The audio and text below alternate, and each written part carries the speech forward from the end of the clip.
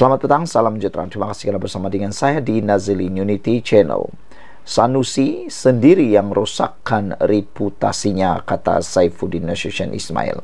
Sebelum kita teruskan ulasan kali ini, jangan lupa tinggalkan komen Anda, sila tekan butang subscribe untuk mendapatkan isu-isu terkini dari channel ini, dan tekan butang subscribe itu percuma.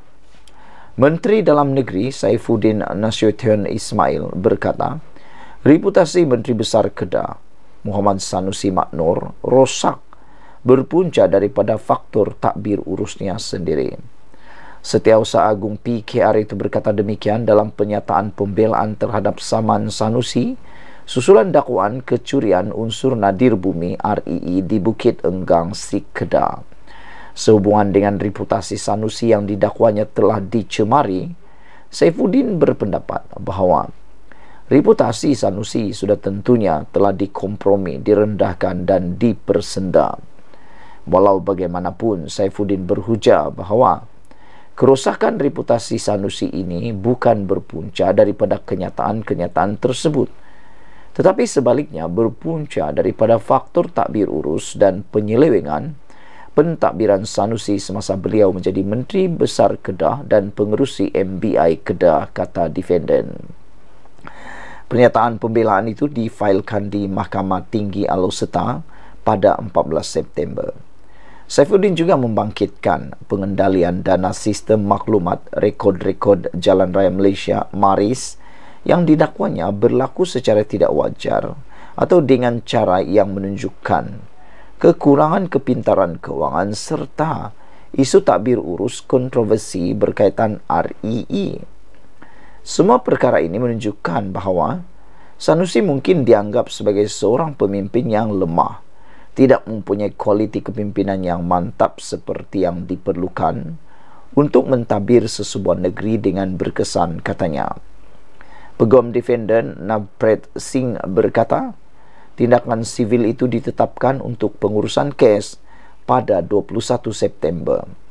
Pada 3 Ogos lalu, Sanusi menyaman Saifuddin dan menuntut ganti rugi ganti rugi teruk dan ganti rugi teladan yang jumlahnya diserahkan kepada penentuan mahkamah.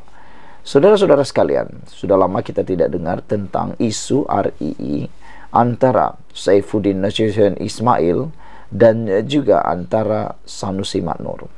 Selepas pilihan raya 6 buah negeri yang lepas, maka kita menunggu-nunggu apakah kesudahannya isu lombong nadir bumi RII yang didakwa ada kaitan dengan Sanusi Maknor.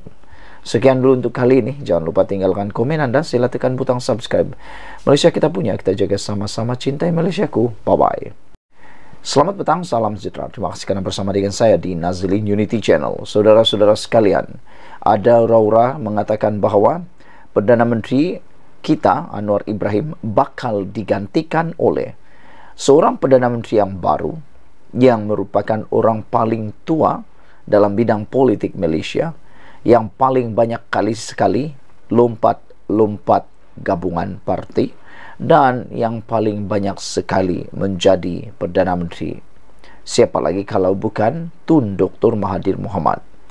Dikatakan bahawa benarkah Tun Mahathir Mohamad akan menjadi Perdana Menteri Malaysia untuk kali yang ketiga melalui pakatan yang baru pula, iaitu Perikatan Nasional. Namun ada netizen bertanya, buat apa Tun Mahathir nak menjadi Perdana Menteri lagi, sedangkan tubuh fizikal beliau sudah tidak mengizinkan beliau lagi untuk bergerak aktif sebagai Perdana Menteri. Menjadi Perdana Menteri, kalau dia seorang yang buta, itu sudah pernah kita dengar. Kalau dia seorang yang cacat, tak boleh bergerak, itu pun kita dah pernah dengar. Tapi kita belum pernah dengar lagi seorang Perdana Menteri berusia 100 tahun menjadi Perdana Menteri, dan menjadi persoalan sejauh mana kemampuan fizikal beliau untuk bergerak ke sana sini bagi menyelesaikan masalah penduduk atau rakyat, bahkan menghadiri sidang parlimen pun kita masih tak dapat pastikan kekuatannya. Tapi tak apalah, kalau dah rezeki tak apa. Tapi mustahil Tun Mahathir boleh jadi Perdana Menteri kali ketiga. Itu catatan diperoleh daripada Sabudin.com. Veteran UMNO Sabah Salih Tun Said Keruak membayangkan Tun Mahathir Mohamad boleh kembali sekali lagi sebagai Perdana Menteri jika tindakan politiknya tidak diperhati serta diawasi. Berikutan keputusan 4 negeri tabiran PAS melantik bekas Perdana Menteri 2 kali itu sebagai penasihat tidak rasmi mereka. Saleh seterusnya melihat Tun Mahathir sekarang ini adalah ketua de facto Blok Pembangkang Perikatan Nasional. Dalam arena politik, cita-cita tiada had dan umur pula bukan menjadi penghalang. Oleh itu, jangan memandang rendah kehendak orang tua, katanya lagi. Secara mudah difahami, Saleh dalam hal ini sebenarnya ingin memberi peringatan kepada Anwar Ibrahim, PH dan UMNO agar sentiasa berjaga-jaga. Persoalan asas ialah, bolehkah Tun Mahathir Mohamad menjadi Perdana Menteri sekali lagi? Walaupun tiada perkara yang mustahil di dunia ini, tetapi daripada segi kemunasabahan dan hukum akal, terlalu sukar untuk Tun Mahathir mampu kembali ke puncak kuasa sekali lagi. Pertama, beliau ketika ini bukanlah ahli parlimen, dan ini setidak-tidaknya sehingga PRU 16 akan datang yang dijangka diadakan pada tahun 2027. Sudah tentu, sudah tertutupnya jalan buatnya untuk menjadi Perdana Menteri. Memberi jawatan penasihat tidak rasmi kepada 4 negeri itu hanyalah untuk PAS memanfaatkan pengalaman dan pengaruh beliau. Di samping Tun Mahathir sendiri melihat ia sebagai platform agar suaranya selepas ini lebih didengari. Menjadi penasihat tidak rasmi seumpama Perdana Menteri tidak rasmi bagi 4 buah negeri tersebut. Saudara-saudara sekalian, yang mungkin berlaku dengan kedudukan tersebut ialah pengikut dan penyokong Tun Mahathir barangkali lebih dulu terbuka peluang untuk berniaga atau mengemukakan apa-apa proposal kepada 4 negeri sebagai peluang mencari rezeki. Kedua, selagi ada Muhyiddin Yassin selaku pengerusi PN dan Hamzah Zainuddin sebagai ketua pembangkang yang merupakan 2 tokoh utama gabungan Blok Pembangkang, ruang untuk Tun Mahathir menguasai PN boleh dikata sentiasa tertutup. Ini kerana Muhyiddin dan Hamzah Zainuddin juga teringin mahu menjadi Perdana Menteri sekali lagi atau Perdana Menteri. Seorang untuk kali kedua dan seorang lagi kali pertama. Malah, Hamzah sejak belakangan ini sudah ramai memanggilnya sebagai Perdana Menteri yang ke-11. Artinya, sebelum PRU 16 akan datang, kalaupun kiranya PAS sedia menjadikan Tun Mahathir sebagai ahli parlimen semula dengan meminta mana-mana ahli parlimennya sedia ada meletakkan jawatan, laluan mendaki, kerusi Perdana Menteri tidak mudah buat bekas pengerusi pejuang itu, kerana Muhyiddin dan Hamzah mustahil akan memberi sokongan. Jangan lupa, di sebalik Perikatan Nasional mempunyai 74 kerusi parlimen, 31 daripadanya adalah milik Bersatu dan hanya selebihnya menjadi milik PAS. Silap-silap dengan kegairahan yang keterlaluan untuk menonjolkan semula Tun Mahathir itu hanya akan menyebabkan PN sendiri berpecah. Ketiga, perubahan kerajaan sudah jadi mustahil berlaku sebelum PRU 16 berikutan ikrar dan komitmen GPS di Sarawak untuk terus menyokong Anwar sebagai Perdana Menteri hingga habis penggal. Tak usah sembanglah, tanpa sokongan GPS yang mempunyai 23 ahli parlimen, cita-cita menukar kerajaan oleh Blok Pembangkang hanya sekadar santapan bual-bual kosong di kedai kopi saja tarafnya. Tambah kukuh kedudukan kerajaan, ia terus disokong mantap oleh UMNO yang dipimpin Zahid Hamidi.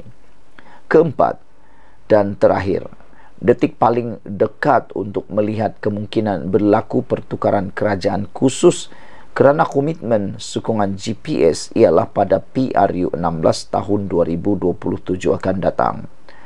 Tun Mahathir sekarang berusia 98 tahun dan 4 tahun lagi usianya ialah 102 tahun. Memang tidak mustahil Tun Mahathir masih ada pada tahun 2027 itu nanti. Tetapi dalam usia sebegitu, sudah tentu beliau tidak mampu lagi untuk memikul tanggung jawab yang lebih berat. Jangankan sebagai Perdana Menteri, tugas sebagai ahli parlimen pun mungkin tidak berupaya lagi dipikulnya. Kalau diletakkan juga bertanding, besar kemungkinan pengundi sendiri secara berjemaah lebih dulu menolaknya, mengulangi kekalahan di Langkawi sebelum ini, kerana rakyat secara umumnya tentu mahukan wakil rakyat yang boleh berkhidmat, bukan yang memiliki ciri-ciri tenat. Dengan 4 sandaran di atas, mungkin dianggap terlalu takbur atau cuba mendahului takdir jika menghukum mustahil. Tetapi dengan akal yang ada, tidak salah untuk mengatakan hampir mustahil bagi Tun Mahathir boleh jadi Perdana Menteri sekali lagi. Lagipun, asyik dia dan dia saja, Malaysia ini nak jadi apa? Ditulis oleh Sabuddin Hussein. Sekian dulu untuk kali ini. Jangan lupa tinggalkan komen anda, sila tekan butang subscribe. Malaysia kita punya, kita juga sama-sama cintai Malaysiaku. Bye-bye. Salam sejahtera, terima kasih karena bersama dengan saya di Nazilin Unity Channel. Ini satu perkara yang paling mengejutkan dan menggembirakan seluruh rakyat Malaysia. Saudara-saudara sekalian, rupa-rupanya Anwar Ibrahim bukan saja hebat dalam bidang politik, ekonomi dan pentadbiran Malaysia, tetapi kini telah teruji di dalam bidang keagamaan pula. Kalau sebelum ini ramai yang menggelar Anwar Ibrahim seakan-akan tidak memiliki kredibiliti dalam pimpinan agama, nampaknya semua itu hanyalah satu perbuatan yang salah, hanya satu telahan yang salah dan mungkin boleh dikatakan sebagai palsu. Ini kerana Anwar Ibrahim sekali lagi menunjukkan, membuktikan bahawa beliau adalah orang yang bukan calang-calang orangnya. Ini apabila Anwar bakal menyampaikan khutbah Jumaat di New York. Saudara, bayangkan Anwar Ibrahim dijemput menyampaikan khutbah Jumaat di New York. Bukankah itu sesuatu perkara yang luar biasa? Adakah pemimpin-pemimpin lain yang turut mempunyai kebolehan seperti Datuk Seri Anwar Ibrahim? Sejak saya menjadi penganalisis politik dan pemerhati politik, belum pernah saya dengar seorang Perdana Menteri selain Anwar Ibrahim berjaya dipanggil menyampaikan khutbah Jumaat di Amerika Syarikat ataupun di New York khususnya.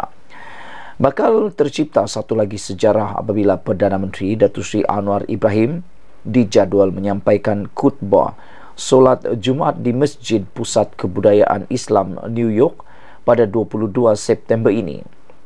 Jemputan menyampaikan khutbah itu bakal mencatatkan rekod sebagai pemimpin negara luar pertama yang diberi penghormatan menyampaikan khutbah di Masjid ICCN. Pusat ibadah itu juga bersejarah kerana merupakan masjid pertama dibuka di kota New York pada 25 September 1995 yang turut menempatkan Ibu Pejabat Pertubuhan Bangsa-Bangsa Bersatu PBB. Menteri Luar Datuk Seri Dr. Zamri Abdul Kadir memaklumkan perkara itu ketika sidang media bersama wartawan Malaysia di Pejabat Wakil Tetap Malaysia di New York petang semalam.